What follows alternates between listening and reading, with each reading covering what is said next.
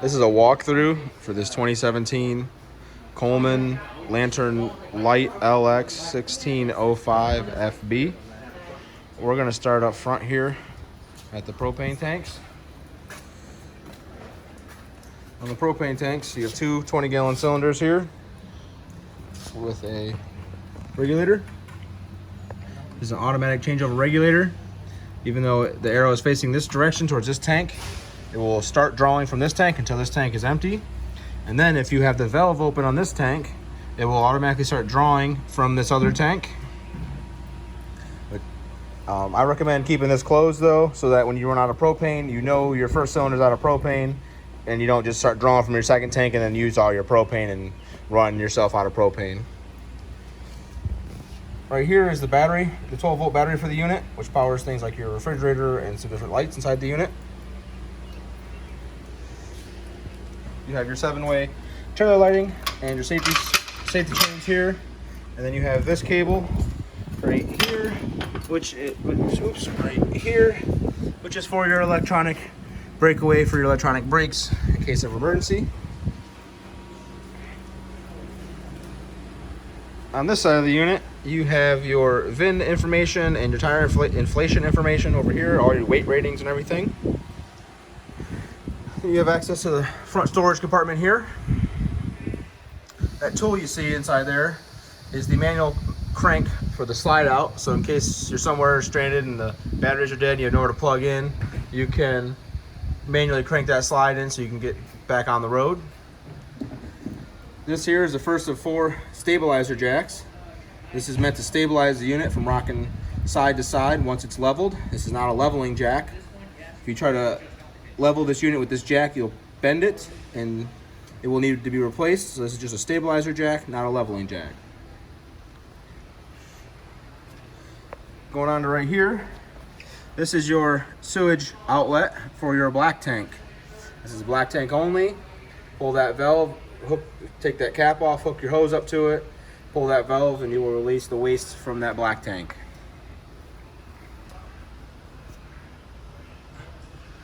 Moving on down to the back, you have another sewage outlet, but this is for your gray tank, your wastewater tank. Again, same concept. Hook the hose up to the end of this tube here, pull that handle, get rid of all the wastewater in the tank. Right above it here, you have your city water connection. If you hook your city water hose up to this, it will pressurize your lines inside the unit, and you will have city water until you unhook. You also have an exterior cable port here in case you want to move your TV outside and still be able to watch the TV. This is your other stabilizer jack. And then out of the back of the unit here, right underneath the license plate, is your shore cord, which is attached to the unit, and then it just coils up. You just push it in. You just push it in there and it will coil itself up, close that little hatch right there. And you're set for travel. Right above that is your furnace. Careful, when the furnace is on, this chrome piece here will get pretty warm, and the gas coming out of that will also be pretty warm. So just be mindful of that while the furnace is on. On this side of the rear, you have your exterior refrigerator access panel. If you ever need to access the back of the refrigerator for some reason, you just take these 2 tabs here and turn them in the upright position, pull that out of there, and now you have access to the back of your refrigerator. On this side right here is your 3rd stabilizer jack. And then right above that, you have an exterior GFI protected 110 outlet. We're gonna move a little bit to the front here so we can show you the water heater and the freshwater fill. So freshwater fill, you just fill the freshwater tank, put the hose directly in there, fill that tank up until the meter on the inside reads full. And then your water heater here.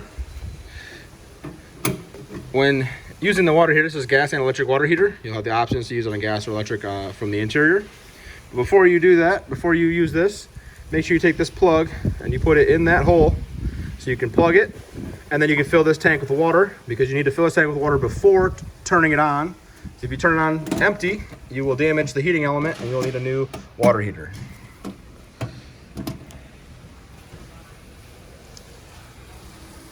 This is just the other access to that front storage compartment. This unit is also equipped with a pre-wire for the Furrion solar charging panel that can be installed on the roof to trickle charge your battery to maintain optimal battery during dry camping. This is your awning with your awning lights. To adjust the pitch of the awning, you just push these little tabs in here, this little tab right here, and then you can slide this up or down. It's kind of hard to do with only one hand, but you just push that pin in and it has these different holes here for adjusting pitch. So if it's raining or something, or you need to have the water run off one side or the other, you can adjust the pitch. And it's the same on both sides. The steps are pretty simple. They just flip up and then they just push into place for travel. Pull it back out. Oops, a little bit further here. It'll set in place and down just like that. This right here is the catch for your door. When you open the door up, this will line up with this right here. It'll slip in there, you push it down, it'll hold your door open for you. We're gonna step inside here, but just before we step inside, right there you have your 2 external stereo speakers. And the first thing when you walk in here, right here to your left, you have your fire extinguisher. You have the fuse panel / breaker box with all the fuses and breakers for the unit. There's also a fan in here, so you will hear some noise from this. And then you have your LP / carbon monoxide detector. This constantly draws off your 12-volt battery. So once that battery starts to get low, this will start to beep, indicating that you have low voltage and that it cannot read the air properly, so you must charge the battery. Coming up to your refrigerator here, you have an Oracle refrigerator with the freezer and the refrigerator. This is a gas or electric. So to turn it on, you just turn it on and it will start cooling. These RV refrigerators do take some time to cool. They're a little bit different than a residential style. So please be patient. It just takes up to 8 hours to cool all the way down. Here in the kitchen area, you have some under the sink storage, a couple of drawers here. And then you have your furnace located right here. And then above the furnace, you have your cooktop with a range hood with the light and a fan. And then you have your microwave with some lighting underneath here. Just push on, push off lighting. A couple GFI protected outlets. Moving on right here, you have some more storage in the slide out. This slide is all the way out in the extended position. The table is just currently stored up there for travel purposes. In order to pull the table down, you just come over here, release this little latch that's going on right here, pull that down. You can pull the table down, set it all up how you want to.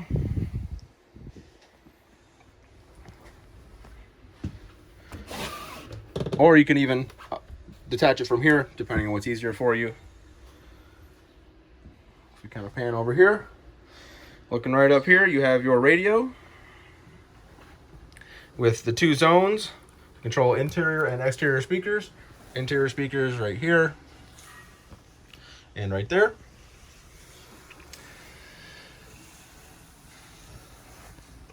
And then right here you have your control panel, which will allow has your awning switches. It has your lights, your interior exterior lights, your water pump, and your water heater.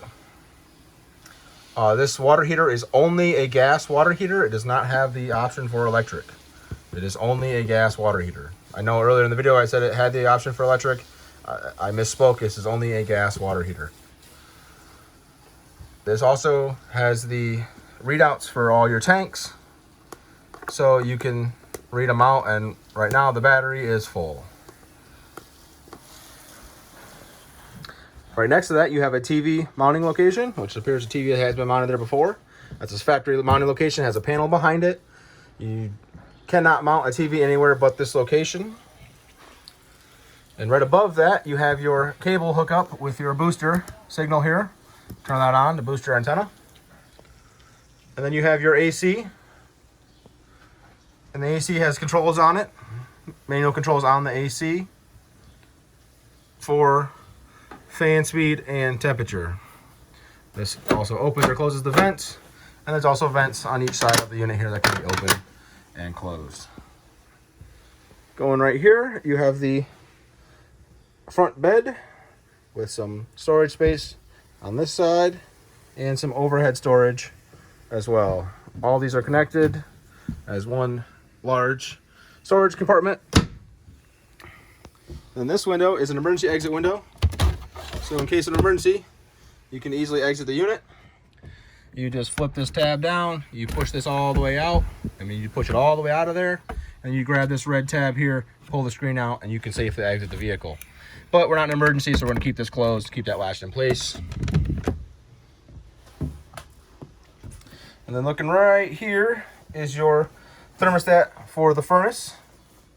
Simple on and off controls on the bottom here, low to high, and on or off. And then going into the bathroom, you have your standard toilet. You have a sink with some under sink storage. You have a mirror with storage behind it.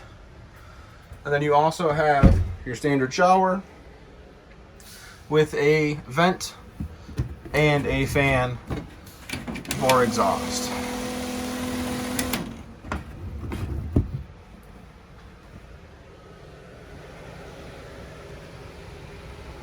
And that will conclude the walk on this 2017 Coleman.